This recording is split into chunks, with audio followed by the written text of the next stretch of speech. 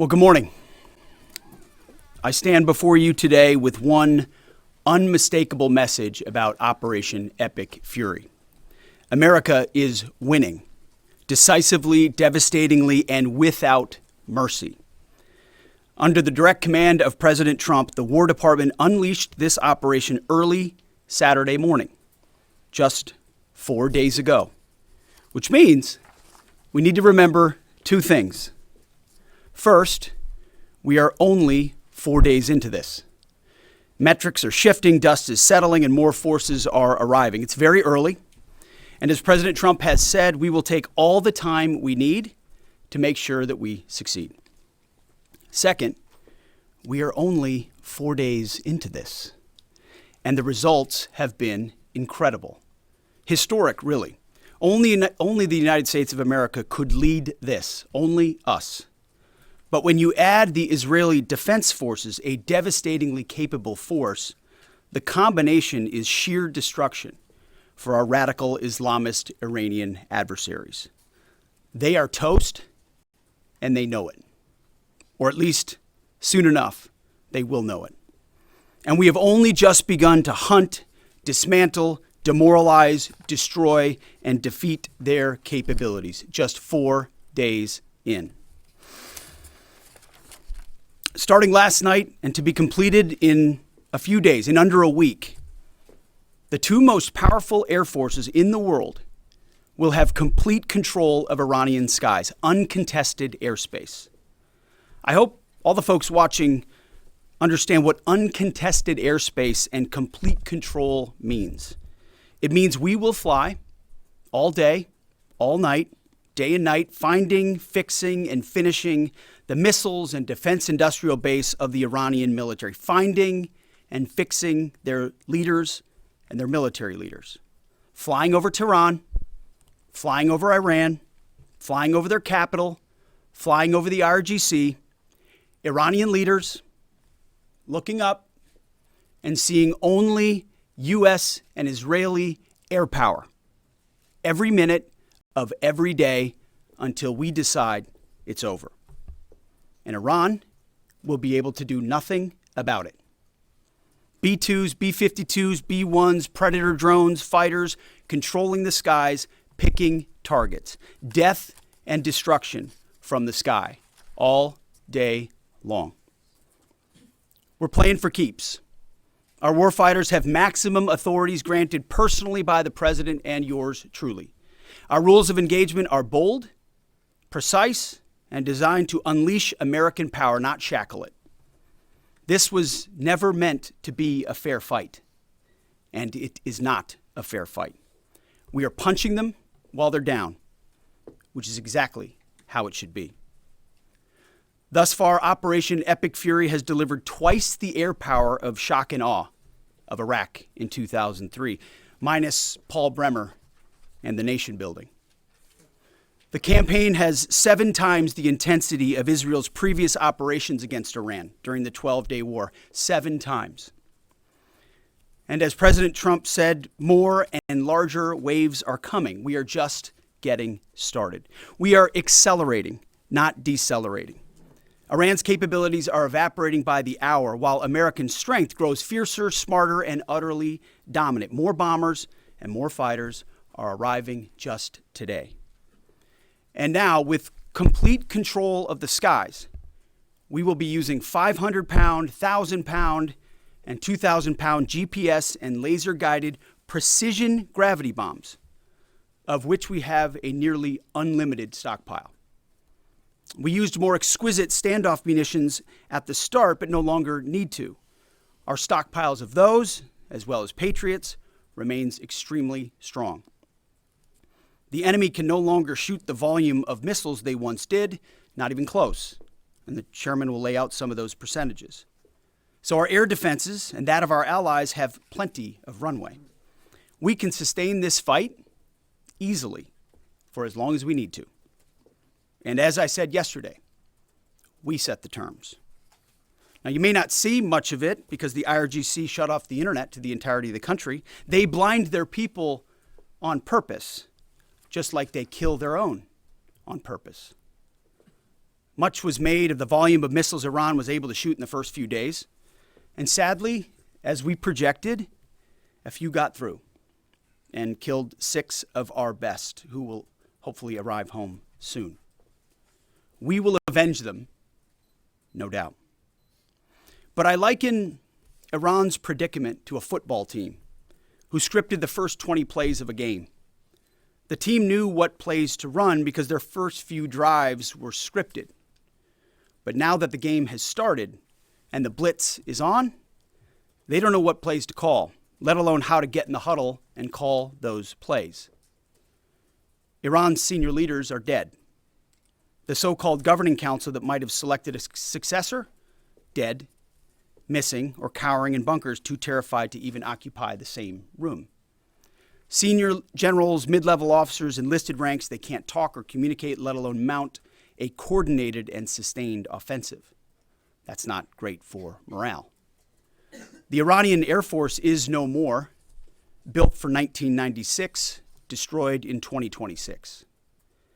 The Iranian Navy rests at the bottom of the Persian Gulf. Combat ineffective, decimated, destroyed, defeated, pick your adjective. In fact, last night, we sunk their prize ship, the Soleimani. Looks like POTUS got him twice. Their Navy, not a factor. Pick your adjective, it is no more. In fact, yesterday, in the Indian Ocean, and we'll play it on the screen there, an American submarine sunk an Iranian warship that thought it was safe in international waters. Instead, it was sunk by a torpedo. Quiet death. The first sinking of an enemy ship by a torpedo since World War II. Like in that war, back when we were still the War Department, we are fighting to win. Also, yesterday, the leader of the unit who attempted to assassinate President Trump has been hunted down and killed. Iran tried to kill President Trump, and President Trump got the last laugh. Now, this is not a mission accomplished situation. This is simply a reality check. The combination of U.S. and Israeli intelligence and combat power will control Iran, and will control it soon. Sure, Iran will still be able to shoot some missiles and still be able to launch one-way attack drones at civilian targets, and their proxies will attempt to attack our embassies, bases, and soft targets. They are terrorists, after all, and they need to target civilians because they can't fight toe-to-toe. But we will find them, and we will kill them. This is what the fake news misses. We've taken control of Iran's airspace and waterways without boots on the ground. We control their fate. But when a few drones get through or tragic things happen, it's front page news. I get it. The press only wants to make the president look bad, but try for once to report the reality. The terms of this war will be set by us at every step. As I said Monday, the mission is laser focused. Obliterate Iran's missiles and drones and facilities that produce them, annihilate its navy and critical security infrastructure, and sever their pathway to nuclear weapons. Iran will never possess a nuclear bomb, not on our watch, not ever. And this is why President Trump's moral clarity on Iran today is so vital. Unlike the past, where vague red lines and endless negotiations let Iran fund terror and inch ever so slightly toward a bomb, this president sees the threat plainly and acts decisively. No more half measures, especially when Iran is at its weakest. No more letting Tehran play for time while our people pay the price. His leadership ensures that we finish what we start and that we protect our warfighters by crushing the enemy before they can strike again. Our offensive operations, refined through months of relentless preparation, are unstoppable. And our defensive efforts are unprecedented. We have from the start put the protection of our troops ahead of everything else.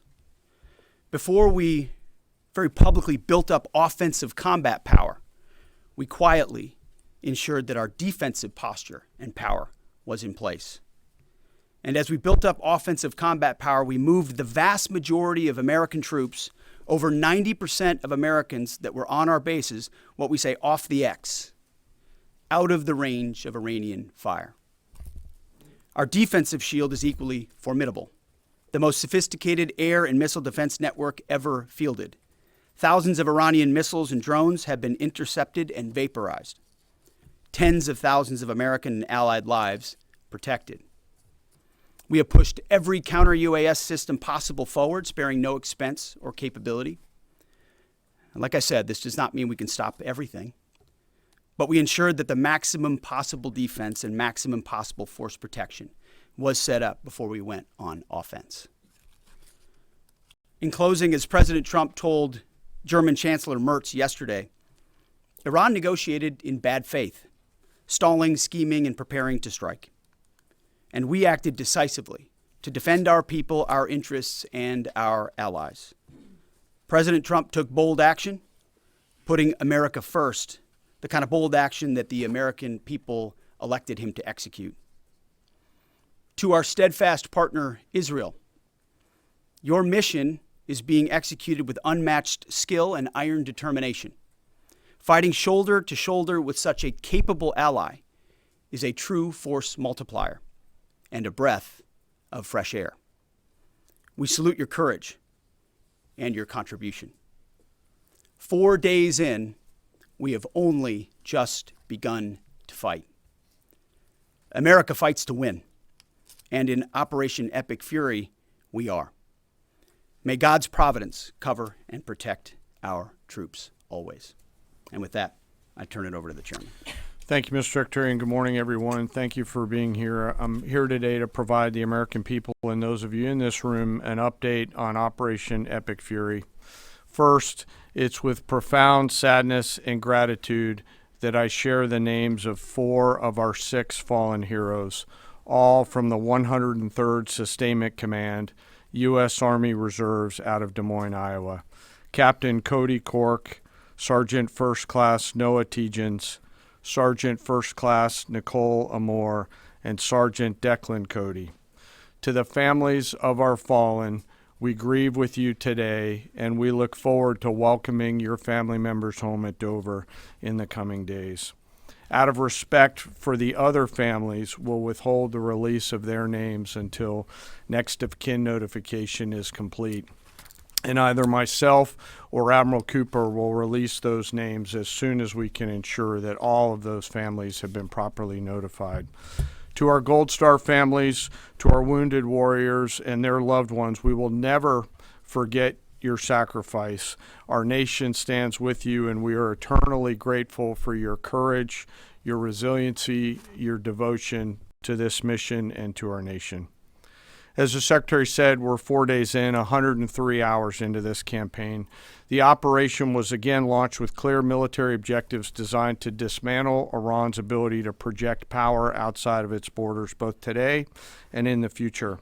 First, we are targeting and eliminating Iran's ballistic missile systems to prevent them from threatening the U.S. Forces, partners, and interests in the region. Second, we are destroying the Iranian Navy, degrading its capacity, capability, and ability to conduct operations, not just in the Central Command AOR, but as the Secretary showed in the video, around the world. Third, we're ensuring Iran cannot rapidly rebuild or reconstitute its combat capability or combat power, and those phases will begin as the campaign continues. As of this morning, U.S. Central Command is making steady progress. Iran's theater ballistic missile shots fired are down 86% from the first day of fighting, with a 23% decrease just in the last 24 hours. And their one-way attack drone shots are down 73% from the opening days. This progress has allowed CENTCOM to establish localized air superiority across the southern flank of the Iranian coast and penetrate their defenses with overwhelming precision and firepower. We will now begin to expand inland, striking progressively deeper into Iranian territory and creating additional freedom of maneuver for U.S. forces. Let me explain a little bit about how we're thinking about staying ahead of the enemy. First, over the past several weeks, Admiral Cooper and the CENTCOM team have refined their operational approach to the region. Their planners identified key centers of gravity that would allow Iran to project power outside of its borders. They thought about how to isolate critical vulnerabilities and determined where, with precision, the greatest strategic effect could be achieved. As a result of this, CENTCOM is now shifting in day 4 already from large deliberate strike packages using standoff munitions at range outside an enemy's ability to shoot at us, now into stand-in precision strikes overhead Iran. As the Secretary said, this is a point of munitions transition from standoff munitions to stand-in munitions like joint direct attack munitions, which are GPS-aided free-fall weapons, and other things like Hellfires, etc. This will allow the joint force to deliver significantly increased precision effects on the target. The throttle is coming up, as the Secretary said, as opposed to ramping down. This will allow us to maintain consistent pressure on the adversary over the coming days, disrupt their launch timelines, and impose cost every day around the clock. I know there have been a lot of questions about munitions. We have sufficient precision munitions for the task at hand, both on the offense and defense. But I want to tell you, teammates, as a matter of practice, I don't want to be talking about quantities. And I know there's been a great debate about that, and I appreciate the interest, but just know that we consider that an operational security matter. Let me flip to the map here. Hopefully I don't kill anybody with a laser pointer. As I mentioned earlier, and for you with the camera right there, my friend, I hope I don't ricochet off and hurt you. Over the initial days, the U.S. Joint Forces continued to attack and attrit ballistic missile capabilities as well as integrated air defense capabilities along the southern axis. Along the northern axis, Israel and the Israeli Air Force has predominantly been working integrated air defense targets along the northern flank, as well as medium-range ballistic missile capability as well. From the sea, the USS Ford has continued to project combat power here, as well as the bomber pulses that we talked about in the opening days of this briefing.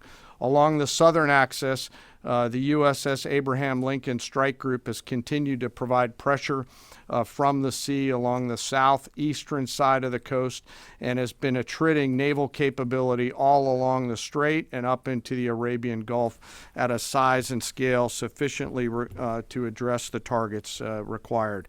To date, we've hit over 2,000 targets, as Admiral Cooper said in his video last night. We've destroyed more than 20 Iranian naval vessels, including, in addition to the frigate outside of the area, one submarine, and effectively neutralized at this point in time Iran's major naval presence in theater out there. As the Secretary showed the video, for the first time since 1945, a United States Navy fast attack submarine has sunk an enemy combatant ship using a single Mark 48 torpedo to achieve immediate effect, sending the warship to the bottom of the sea. I want to remind everybody that this is an incredible demonstration of America's global reach. To hunt, find, and kill an out-of-area deployer is something that only the United States can do at this type of scale. Over the next 24 to 48 hours, CENTCOM will continue to strike infrastructure and naval capability, and will continue to assess our progress against the military objectives. It does take time for us to collect that information and to assess en route. Much of our intelligence, surveillance, and reconnaissance capability is currently hunting and killing ballistic missile launchers and one-way attack capability. We're precise in that assessment, and we call balls and strikes in that assessment. We take that matter seriously. Iran, on the other hand, has been indiscriminate and more imprecise in their attacks. They fired more than 500 ballistic missiles and more than 2,000 drones, striking innocent civilian targets throughout the region. Our partners are answering the call to defend themselves right alongside us. Jordan, Bahrain, Saudi Arabia, the UAE, Qatar, and Kuwait are all defending their people with their own combat capability, with precision and restraint. Jordanian air defense crews recently intercepted a cluster of Iranian one-way attack drones headed to Oman. Bahrain's air defense forces shot down an inbound drone approaching Manama's maritime infrastructure, protecting both their population and critical shipping lanes. Saudi Patriot batteries stopped a salvo of ballistic missiles aimed at energy facilities near Dhahran. The UAE neutralized multiple drones targeting Abu Dhabi's industrial zone, demonstrating speed and precision. And Qatari fighters for the first time have shot down 2 Iranian bombers that were en route to their location. Together, these nations are helping to defend themselves and project power as required against the enemy. We're 100 hours in. It's still very early, as the Secretary said, but the balance is shifting. We've always got to remember that these operations are complex, dangerous, and far from over. Our soldiers, sailors, airmen, Marines, Guardians, and Coast Guardsmen remain in harm's way, and we must be clear-eyed that the risk is still high. This is combat. Let us never forget this.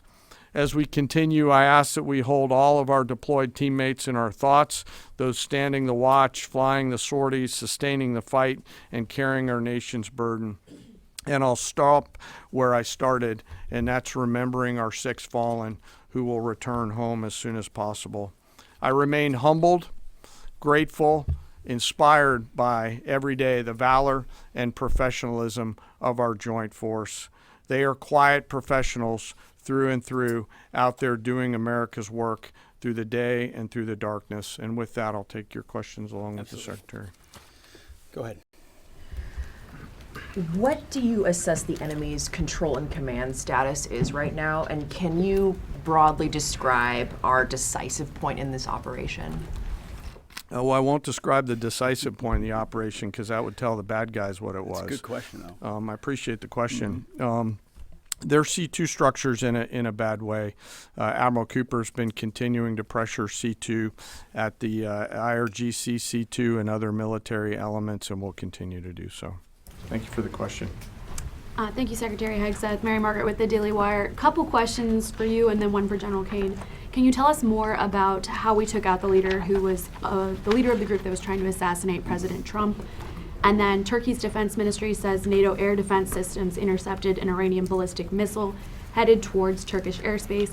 Could this trigger NATO's Article 5, and was it the U.S. who shot it down? On the first question, we've known for a long time that Iran had intentions on trying to kill President Trump and or other U.S. Officials.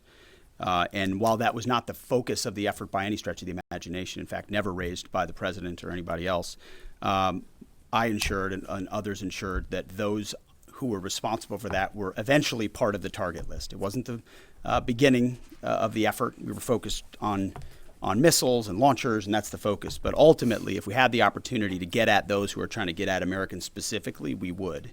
And so we eventually had the opportunity to do that from the air. And then on the matter with Turkey, I'll have to get back to you on exactly what the intercept looked like at that. We're aware of that particular engagement, although no sense that it would trigger anything like Article 5. No. Tie right there. You got a tie on. Yeah.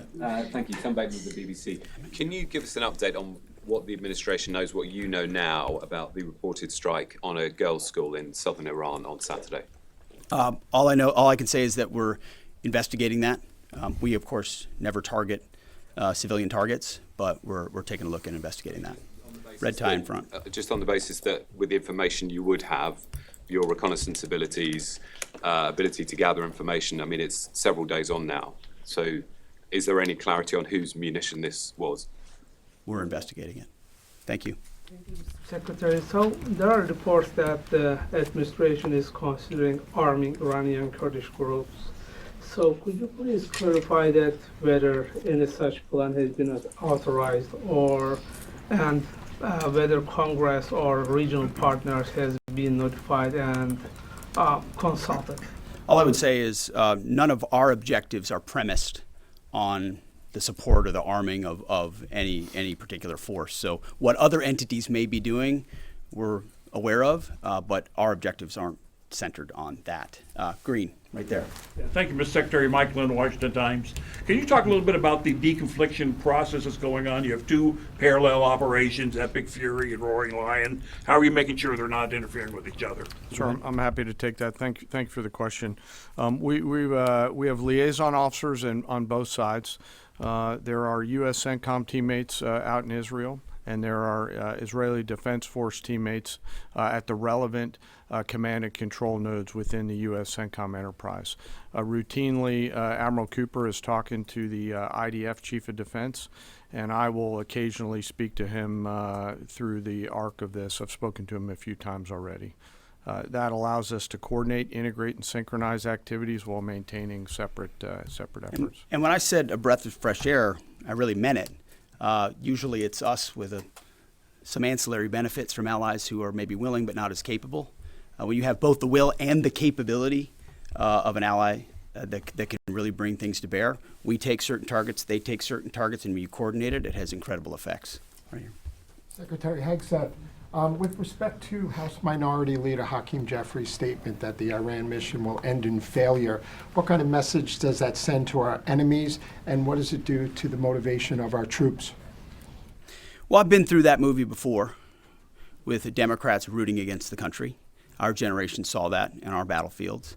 I think it's pretty unprecedented and unfortunate that it would occur 4 days in to an operation where, as the chairman laid out, America's best are operating in an incredibly challenging environment where they're having incredible success, but they're meeting a determined adversary. And he's been privy to briefs that we've provided. He knows how effective this has been. He's being disingenuous, which we're used to. Right here. Thank you for taking my question. Heather Mullins, WRAL-TV.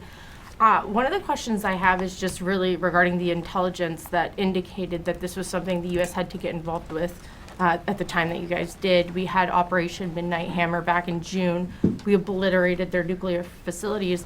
What was the intelligence that suggested that somehow they became a threat once again that required us to get involved with Operation Epic Fury? I appreciate the question. The evidence in front of us since the 12-day war was that Iran had no intention of actually negotiating a nuclear deal that truly meant they did not have a pathway to the nuclear bomb. And they had a moment. Jared Kushner and Steve Witkoff, two of the best negotiators in the world, poured into that negotiation, giving them every single possible opportunity to release that ambition, and they didn't. And the intelligence that we saw they didn't intend to do it in good faith, that they had the intentions eventually to get to a place where they could have a conventional shield to block their nuclear capabilities, as I talked about yesterday. So I would separate the what from the when a little bit. The what is they've been killing Americans for 47 years. They have thousands of missiles pointed at us. They have ongoing nuclear ambitions, and they're at the weakest they've ever been. So the when became, in a particular, hey, what makes the most sense to do this to ensure that the narrow objectives we have of ensuring they never have a nuclear weapon have a maximum effect?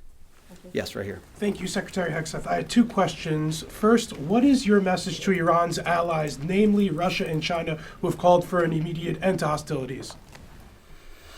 I don't have a message for them, and they're not really a factor here.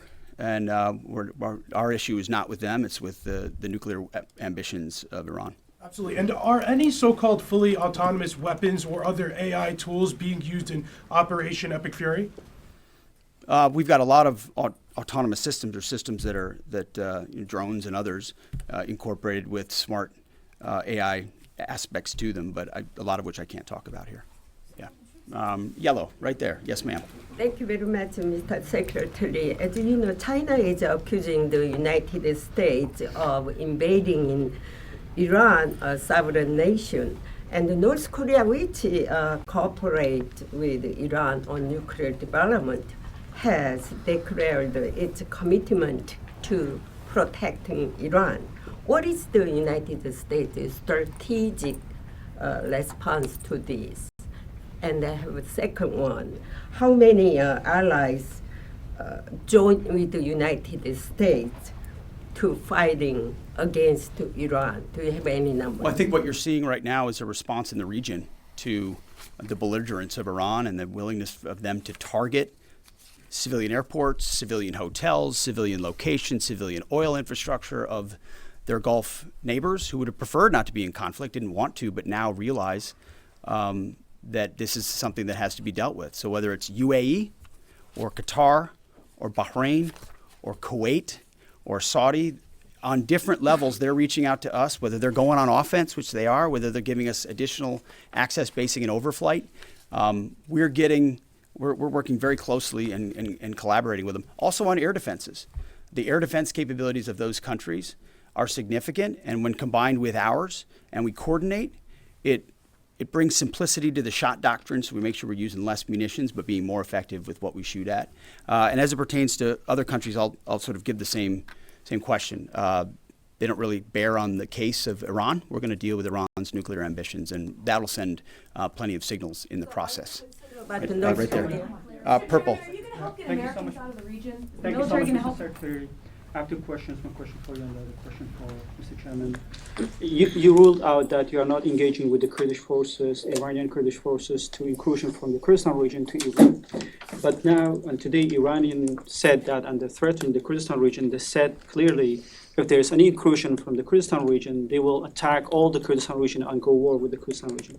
What's your comment on that? And a question for Mr. Chairman, given comments that the U.S. forces might be deployed if necessary, under what specific conditions would you determine that deploying U.S. boots on the ground is necessary, and how would such a decision support and advance your stated strategic goals? Well, I'm not going to comment on U.S. boots on the ground. I think that's a question for policymakers, and I don't make policy, I execute policy. I will say on the question in the back corner about helping Americans get out, first, it's a great opportunity to encourage everybody in the region to go to the State Department and register. Secretary Rubio's been trying to get that word out, and I'd ask you to help us with that, to have folks register. We've also opened up space available seats as C-17s and other airplanes come in to try to help folks get out. But that's really a State Department matter. But to answer your question, that's what we've been doing.